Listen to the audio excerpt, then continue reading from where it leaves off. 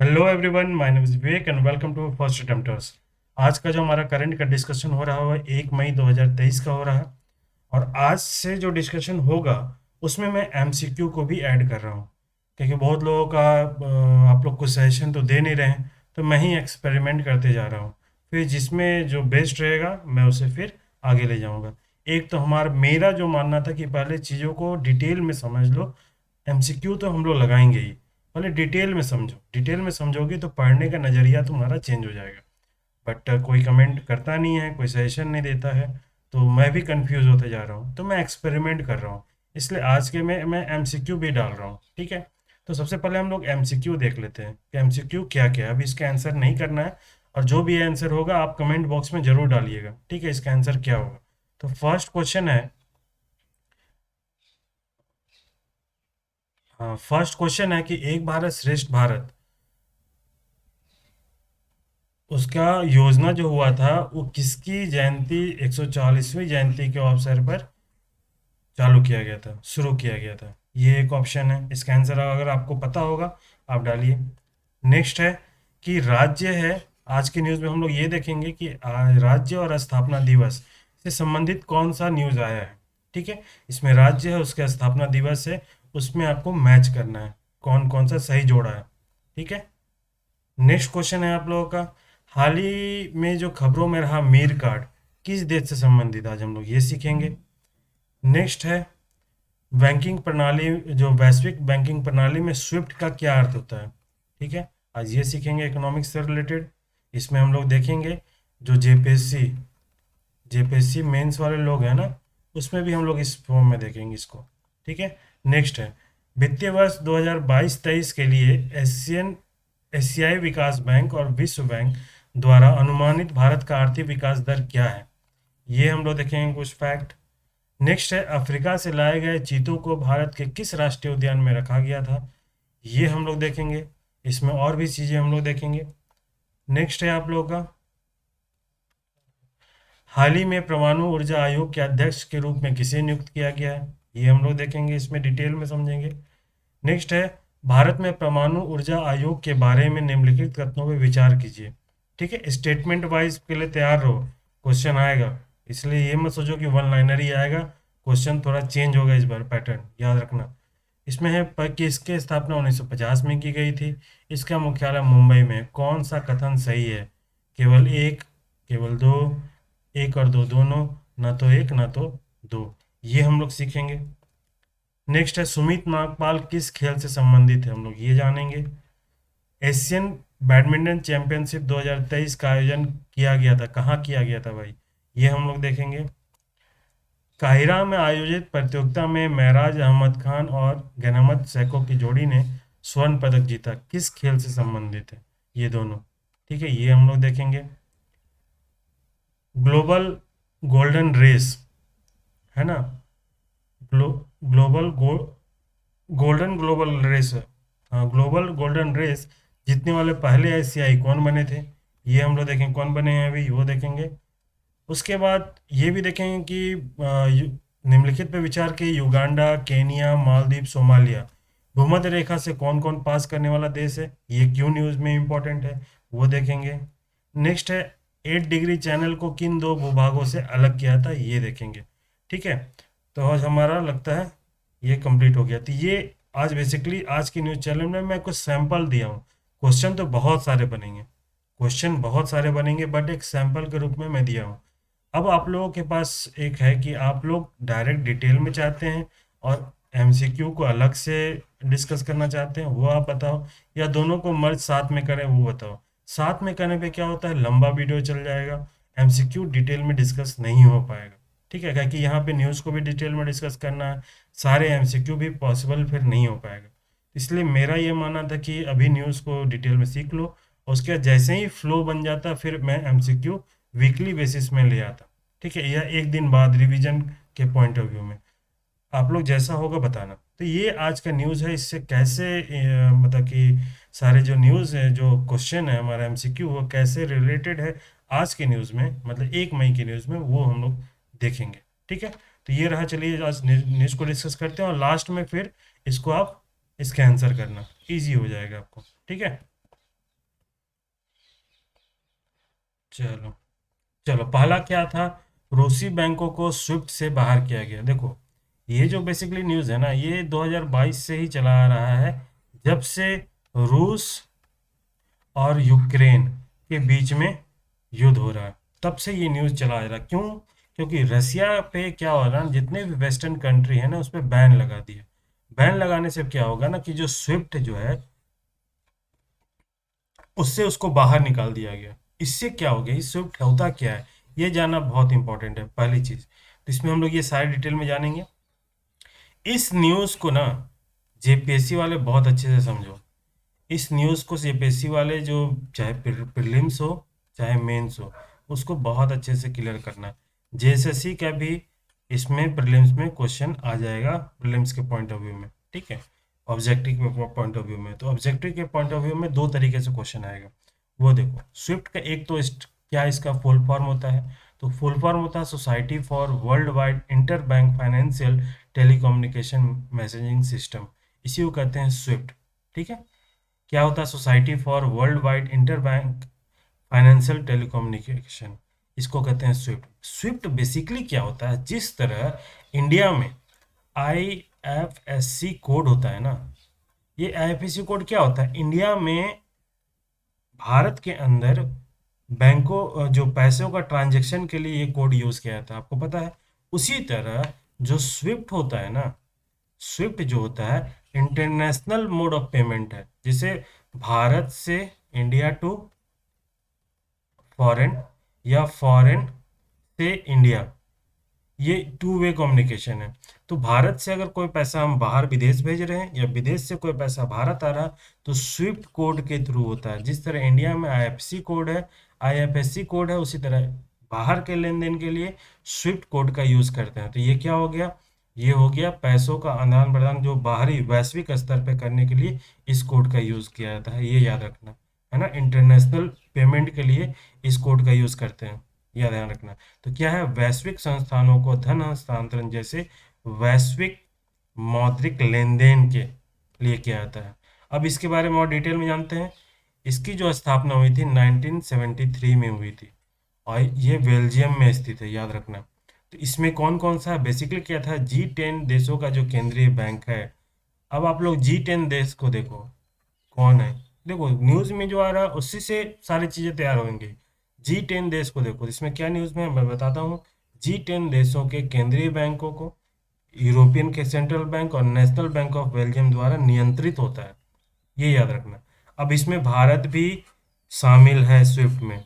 अब इसी स्विफ्ट के द्वारा अब क्या हो रहा है, इसी स्विफ्ट को बैन कर दिया रसिया में। अब रसिया में बैन कर देगा तो क्या होगा, इंटरनेशनल पोर्ट ऑफ, अगर मान लो रसिया से कोई इंपोर्ट कर रहा है या एक्सपोर्ट हो रहा है, एक्सपोर्ट कर रहा है कहीं, रसिया से एक्सपोर्ट हो रहा है इंडिया में, या इंडिया इंपोर्ट कर रहा है, तो पेमेंट का जो लेन देन हो, स्विफ्ट तो बैन कर दिया कि आप चालू नहीं कर सकते हैं, बैन कर दिया कंट्रोल। तो अब क्या हो रहा है, अब यहाँ जेपीएससी मेंस वाला ध्यान रखो, ये डिटेल में जाएगा। जेपीएससी मेंस वाला यहाँ क्वेश्चन ये होगा कि अभी जो लास्ट एक साल में ना, इंडियन जो गवर्नमेंट है, रुपया का, रुपये में लेन देन का बहुत बढ़ावा दे रहा है। तो रुपया में अब क्वेश्चन ही आ जाएगा, इकोनॉमिक्स में क्वेश्चन आ जाएगा, प्रीलिम्स में देखो, पहले प्रीलिम्स में क्वेश्चन आ जाएगा कि रुपये का लेन देन अगर हम लोग करते हैं, रुपये से अगर सेटलमेंट करते हैं पेमेंट का, कोई भी इंपोर्ट एक्सपोर्ट को, तो उससे क्या इम्पैक्ट पड़ेगा इंडियन इकोनॉमी में। तो सबसे पहले इम्पैक्ट क्या पड़ेगा, जो जो रुपया का जो वैल्यू हो ना, वो मजबूत होगा। जैसे कैसे डॉलर का वैल्यू कमज़ोर होगा, कैसे कहते हैं हम लोग कि डॉलर बार बार, क्यों आज हम लोग का रुपीज़ का डॉलर, एक डॉलर के मुकाबले जो रुपीज़ का जो हमारा मूल्य है वो क्यों बढ़ रहा है? रीज़न क्या है, क्योंकि डॉलर डोमिनेट हो रहा है, इंपोर्ट ज़्यादा हो रहा है, डॉलर का डिमांड ज़्यादा हो रहा है। तो अब क्या कर रहा है इंडिया, कि अगर रुपया में पेमेंट करेगा तो रुपया का डिमांड ज़्यादा आएगा, तो रुपया का जो वैल्यू है वो मजबूत होगा, ठीक है। तो कहीं ना कहीं हम लोग का जो सीओडी होता है ना, वो हमारा कम हो जाएगा।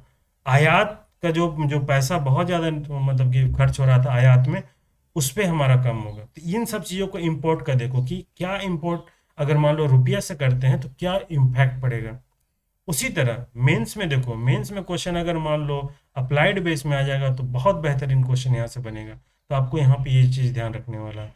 जेएसएससी वाले लोग ज़्यादा नहीं ध्यान रखो, बस ये देखो स्विफ्ट होता क्या है, इंटरनेशनल मोड ऑफ पेमेंट है। स्विफ्ट का फुल फॉर्म क्या होता है, ये कहाँ बेस्ड है, बेल्जियम के बेस है, और ये कब स्थापना हुआ था, 73 में, भारत इसका सदस्य है। ठीक है, इसमें शामिल है। अब देखो जब G20 देश आ रहा है, तुरंत दिमाग में रखो कि G20 देश कौन कौन है भाई, कुछ याद है। अब पहले स्विफ्ट से पहले क्या हो रहा है ना, टैलेक्स यूज़ किया जाता था स्विफ्ट से पहले, इंटरनेशनल फंड ट्रांसफ़र के लिए टैलेक्स यूज़ किया जाता था। ठीक है, अब देखो यहाँ पर G10, अब यहाँ G10 आया, तो G10 को याद रखो, G10 को याद रखने का सबसे बढ़िया तरीका है G7 को याद रखो। तो G7 का न्यूमोनिक्स क्या था भाई, कोई बता सकता है क्या था G7 का, they all drink juice with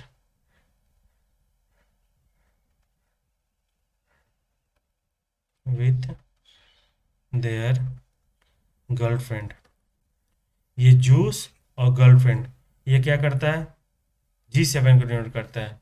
J for Japan, U for USA, I for Italy, C for Canada not China, और E for England UK, G for Germany, F for France. ये G7 हो गया। अब इसी से होता है G8, इसी से क्या होगा, G8। G8 में क्या हो जाता है शामिल, G8 में क्या होगा, G7 प्लस रसिया, ये मिलके हो जाता है G8। इसी तरह G11, G11 में क्या होता है आपका, G7 प्लस साड़ी। अब यहाँ पे क्या कर देंगे, दे ऑल, अब जी इसको करने याद करने के लिए क्या हो जाएगा, they all drink juice with their girlfriend who wear sari. ठीक है, अब यहाँ साड़ी का क्या हो गया, G11 हो गया, साड़ी का क्या होगा, साउथ कोरिया, ए से ऑस्ट्रेलिया, आर से रसिया, आई से इंडिया। अब इसी जगह G10 जो होता है वो G11 माइनस रसिया। ठीक है, तो इस तरह न्यूमरिक्स याद करोगे तो सारा कंट्री भी याद हो जाएगा। ठीक है, चलो बढ़ते हैं। अब उसी तरह नेक्स्ट क्वेश्चन, जब वहाँ पे जो क्वेश्चन किया गया था तो क्या हो जाएगा, जो स्टैंड क्या करता है भाई, Swift society for world wide interbank financial telecommunication. ठीक है, चलो नेक्स्ट न्यूज़, इसको मेंस में अच्छे से ध्यान रखना, जेपीएससी वाले बहुत इंपॉर्टेंट न्यूज़ है, एक साल से ही चल रहा है, डेफिनेटली क्वेश्चन आएगा कि क्या आएगा, कि रुपया में जो हम लोग लेन देन को, रुपया में जो हम लोग बढ़ावा दे रहे हैं उससे क्या इम्पैक्ट पड़ेगा, क्या इम्पैक्ट पड़ेगा भाई, रुपया का वैल्यू बढ़ेगा, डॉलर का वैल्यू घटेगा, डिमांड घटेगा। ठीक है, अगर डिमांड घट जाएगा तो कहीं ना कहीं हम लोग का क्या हो जाएगा, बहुत ज़्यादा इकोनॉमी में पैसा आएगा, इकोनॉमी में पैसा आएगा तो हम लोग का रोज़गार बढ़ेगा, प्रोडक्शन बढ़ेगा, प्रोडक्शन बढ़ेगा, इन्वेस्टमेंट होगा, उससे क्या होगा, हमारा रोज़गार बढ़ेगा। ठीक है, तो सब कुछ को अच्छे से इकोनॉमी से करो, मेंस में भी सेम क्वेश्चन बनेगा। ठीक है, अगला है Ludhiana gas leak, chemical reaction या कुछ, और ये गैस लीक का कांड बोला जा रहा है कि लुधियाना में गैस लीक हुआ जिसमें से बहुत सारे लोग सीवेज में उतरे थे और उनकी डेथ हो गई है। तो ये एक न्यूज़ में था, तो इसमें एक न्यूज़ में था जो गैस निकल के आया है ना, वो हाइड्रोजन सल्फाइड आया है, हाइड्रोजन सल्फाइड। अब देखो जितने भी जेएसएससी वाले लोग हैं या फिर जेपीएससी वाले लोग हैं, उसको देखो, ये साइंस से रिलेटेड है ना, है ना। तो अब देखो हाइड्रोजन सल्फाइड को तो गूगल करो कि हाइड्रोजन सल्फाइड में क्या फीचर्स है। ये अत्यधिक जहरीली गैस है, ये एक विशिष्ट अप्रिय सड़े हुए अंडे की तरह गंध देता है, बहुत इंपॉर्टेंट है, क्वेश्चन आया हुआ है कि सड़े हुए अंडे की तरह कौन सी गैस गंध देती है, उसमें 4 ऑप्शन दिया हुआ है। ये रंगीन गैस है, इसका स्रोत क्या होता है, इसका स्रोत जो होगा आप देख लेना। और ये सबसे इम्पोर्टेंट जो है, जो हाइड्रोजन सल्फाइड है जानवरों, पौधों, मानव अवशिष्ट के बैक्टीरिया से टूटने से उत्पन्न होता है। और हाइड्रोजन सल्फाइड गैस मिट्टी में घुलकर पौधों के जड़ों के विकास में मदद करता है, यही एक पॉजिटिव पार्ट है, बाकी सब नेगेटिव पार्ट है इसमें। अब इसका स्रोत क्या है, एक प्राकृतिक स्रोत होता है, एक एक तुम्हारा इंडस्ट्रियल स्रोत होता है, तो नेचुरल स्प्रिंग्स के थ्रू और वॉल्केनिक गैस के थ्रू होता है है ना, ब्रेकेज ऑफ एनिमल्स प्लांट और ह्यूमन वेस्ट के थ्रू होता है। तो इसमें और हम लोग डिटेल में देखते हैं कि हाइड्रोजन सल्फाइड गैस का स्रोत क्या क्या है। तो हाइड्रोजन सल्फाइड गैस का क्या है, ज्वालामुखी गैस के थ्रू होता है, गैस कुएं के थ्रू, प्राकृतिक गैस जलाशय से होता है, प्राकृतिक झरने से होता है, कच्चा तेल के थ्रू भी ये निकलता है। फिर उसी तरह और इंडस्ट्रियल में भी, इंडस्ट्रियल वेस्ट के रूप में भी हाइड्रोजन सल्फाइड का होता है। तो उसी इंडस्ट्रियल वेस्ट में जिस तरह वो सीवेज में गया, तो सीवेज में जो गैस निकला उससे मजदूरों की मौत हुई थी। ये एक न्यूज़ में है, ठीक है। और जो भी होगा इसमें, जैसे मान लो साइंस का जो क्वेश्चन हो, तो साइंस में बहुत सारे फिर इसमें इसके अंदर क्वेश्चन बनेंगे। तो वही फिर एमसीक्यू जब मैं डिस्कस करूंगा तो एक साथ मैं सारे एंगल को एमसीक्यू बना दूंगा, ठीक है। चलो देखते हैं नेक्स्ट न्यूज़ में क्या है। सात्विक और चिराग ने एशिया चैंपियनशिप में जीता गोल्ड। 58 साल बाद का इंतजार खत्म। 58 साल बाद किसी भारतीय ने एशियाई चैंपियनशिप का गोल्ड जीता था, ठीक है। इसको हम लोग देखते थे, न्यूज़ है, जब इतना दिन बाद जीता तो डेफिनेटली ये बहुत इंपॉर्टेंट न्यूज़ है। तो ये कौन है, बैडमिंटन के खिलाड़ी। ये कौन है, बैडमिंटन खिलाड़ी। तो जो भी सात्विक हैं और चिराग शेट्टी है ना, वो बैडमिंटन खेलते हैं। सात्विक और जिसमें कोडिंग कर लो, अगर मान लो बहुत सारे जो प्लेयर होते हैं वो किस खेल से एसोसिएटेड हैं, ये याद नहीं आता तो कोड कर लो, सात्विक, सात्विक और चिराग, ऐसे कर लो, चार चिराग बैडमिंटन खेलते हैं। बैडमिंटन मिंटन खेलने गए। और कहाँ जीता था, दुबई में। तो खेलने गए कहाँ, दुबई में। ऐसे करके करोगे, 4 बार पढ़ोगे ना तो वो टिप में आता है, ठीक है। ये 2023 में जो मिक्स डबल में जो हुआ, पुरुष का जो युगल में गोल्ड मेडल जीता था। और ये किस देश के खिलाड़ी को हराया था, ये याद रखना, मलेशिया के, ये याद रखना, ठीक है। 2022 में ये कांस्य पदक जीते थे विश्व चैंपियनशिप में। पास्ट विनर कौन था, जो 58 साल पहले जो जीते थे उसमें कौन था, 1965 में दिनेश खन्ना, ये जीते थे पुरुष एकल में, ठीक है, पहला स्वर्ण जीता था। और 1971 में दीपू घोष और रमन घोष की जोड़ी ने कांस्य पदक जीता था। तो पहला गोल्ड 1965 में जीता था, और अभी जाके 2023 में जीता। दीपू घोष, दिनेश दिनेश खन्ना, और यहाँ कौन थे, सात्विक और चिराग। ये दो चीज़ याद रखना, ठीक है। नेक्स्ट किससे खेल से संबंधित है, ये बैडमिंटन के खेल से संबंधित है। नेक्स्ट, सुमित नागपाल में जीता रोम एटीपी चैलेंजर खिताब। सुमित नागपाल, ठीक है। यूरोपियन क्ले कोर्ट पर प्रतियोगिता जीतने वाले पहले भारतीय बने, इसलिए वेरी इंपॉर्टेंट है, पहला भारतीय बन रहा है इसलिए बहुत इंपॉर्टेंट है। तो सुमित नागपाल एटीपी के जो चैलेंजर प्रतियोगिता के नीदरलैंड के को हराए थे। ये किस किस देश के खिलाड़ी को हराए थे, नीदरलैंड। ये बहुत टॉप रैंकिंग के थे खिलाड़ी, उसको हराया है। यूरोपियन क्ले कोर्ट में जीतने वाले पहले देश के पहले खिलाड़ी बने हैं, ये इसलिए बहुत इंपॉर्टेंट है, ठीक है। तीसरा एटीपी चैलेंजर खिताब जीता, ये कौन है, जो सुमित नागपाल है, तीसरा एटीपी चैलेंजर खिताब जीते हैं। पहला जो था उनका पिछला रिकॉर्ड था 2019 में था, ठीक है। ये ध्यान रखिएगा इस न्यूज़ में, ज़्यादा इंपॉर्टेंट इतना ही है, ठीक है। और एक है आईएसएसएफ जो वर्ल्ड कप, जितना भी निशानेबाज, भारतीय निशानेबाज जो है ना, महराज और गनीमत, इन्होंने विश्व कप जीता था मिश्रित टीम में, है ना, युगल टीम में, मिश्रित वाले में जीता था ये। देखते हैं हम लोग कौन कौन सा है भाई, इसमें क्या कुछ और नया इंपॉर्टेंट फैक्ट है। गनीमत का ये दूसरा मिश्रित टीम स्वर्ण है, ठीक है। कहाँ यूज हुआ था, ये काहिरा में हुआ है, ठीक है। शॉटगन विश्व कप 2023 कहाँ हुआ था, काहिरा में, ठीक है। काहिरा कहाँ है भाई, मिस्र में। काहिरा कहाँ है, मिस्र में, ठीक है। ये ध्यान देख दीजिएगा, ठीक है। चलो अब अगला देखते हैं हम लोग। उड़ीसा के वैज्ञानिक अजीत कुमार मोहंती परमाणु ऊर्जा आयोग के अध्यक्ष बने थे, अध्यक्ष नियुक्त भी हुए हैं। तो मोहंती साहब के बारे में देखते हैं, उसके बाद परमाणु ऊर्जा आयोग क्या हुआ उसके बाद डिटेल में जानते हैं, ठीक है।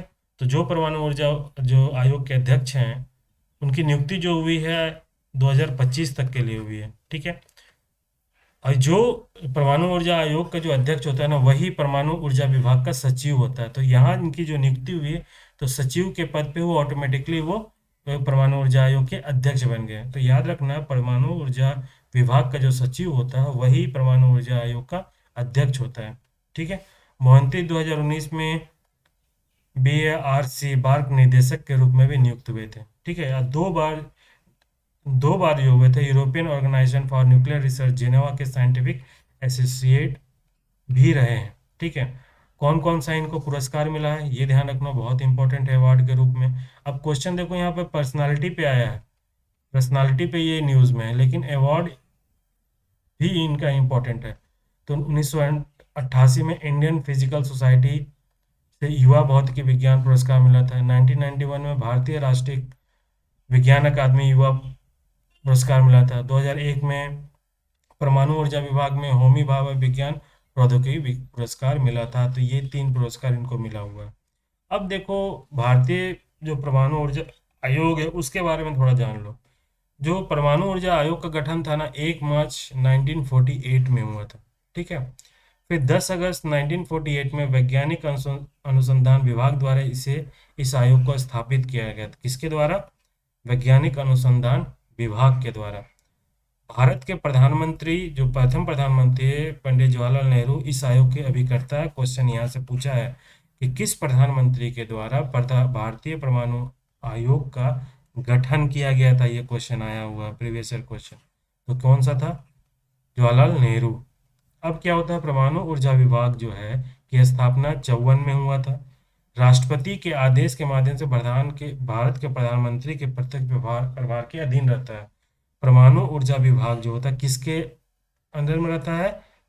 प्रधानमंत्री के अंडर में। याद रखना, इसकी स्थापना कौन हुआ था? कब हुआ था? 1954 में। ठीक है, बाद में परमाणु ऊर्जा जो आयोग को एक सरकारी प्रस्ताव के माध्यम से 1 मार्च 1950 में परमाणु ऊर्जा विभाग में विलीन कर दिया गया। कब किया गया था विलीन? 1958 में। ठीक है, प्रस्ताव के अनुसार भारत का जो सचिव आयोग का अध्यक्ष होता है, तो इसी डिपार्टमेंट का जो सचिव होगा वही अध्यक्ष होगा। वो किसके अनुमोदन से होता है? प्रधानमंत्री।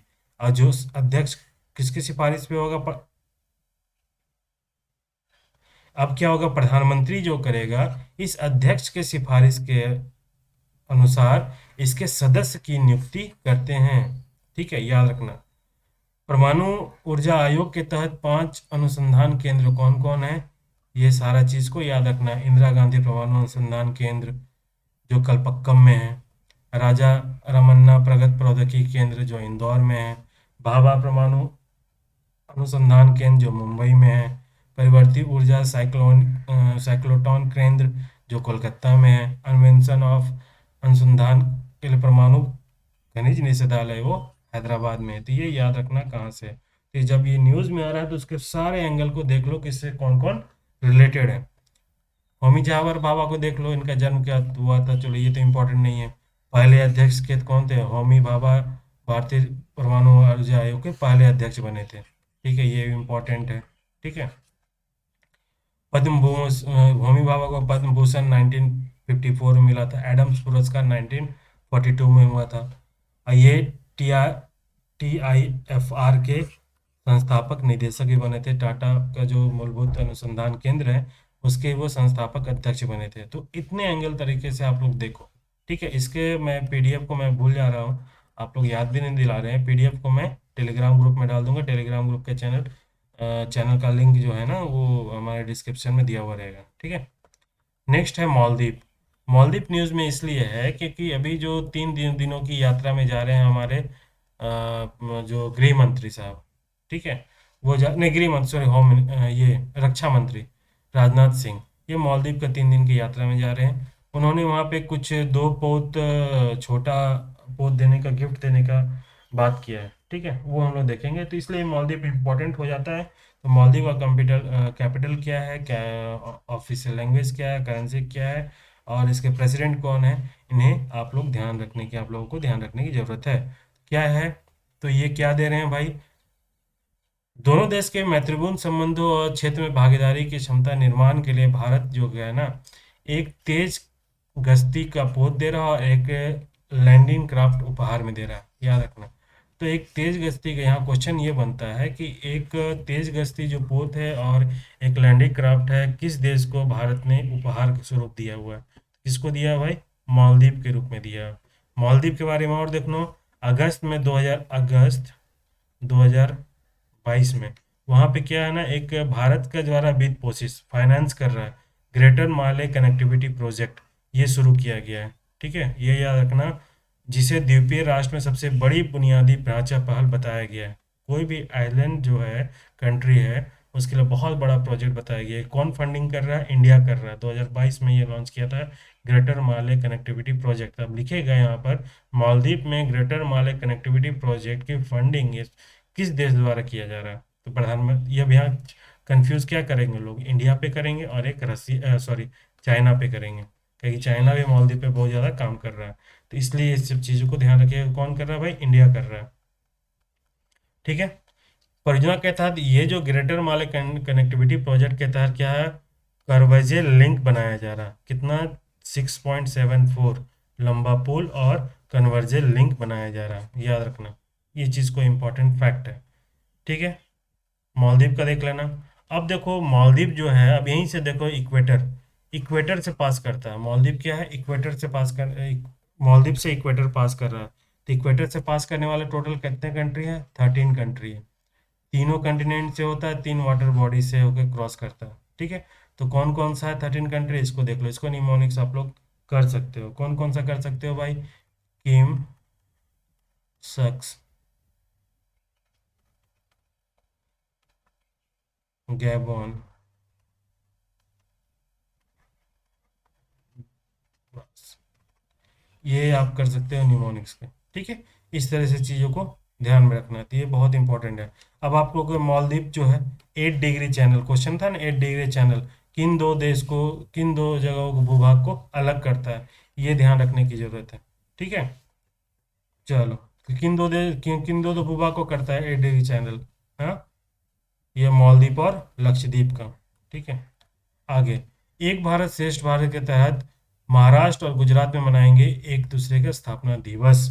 ये बहुत इंपॉर्टेंट है, बहुत अच्छा पहल है गवर्नमेंट के द्वारा। तो यहाँ पे देखने की जरूरत है, यहीं पे आता है सारा कुछ खेल।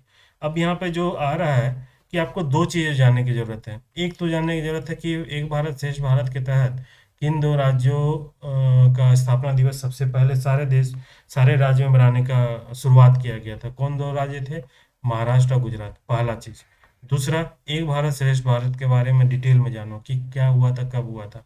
तीसरा, बाकी जो राज्य के स्थापना दिवस को भी जरा देख लो कि स्थापना दिवस कौन कौन सा राज्य का किस किस दिन होता है, ये चीज देख लो। तो इसमें क्या था, एक भारत श्रेष्ठ भारत, सबसे पहले हम लोग देखते हैं कि एक भारत श्रेष्ठ भारत क्या था। इसमें बेसिकली क्या है ना, कि एक भारत श्रेष्ठ भारत में कि सारे विभिन्न राज्य और केंद्र शासित प्रदेश है ना, उसको आपसी सांस्कृतिक जुड़ाव करने के लिए और आपस में मजबूती प्रदान देने के लिए, एक समन्वय विकसित करने के लिए यह पहल जारी किया गया था। कब किया गया था?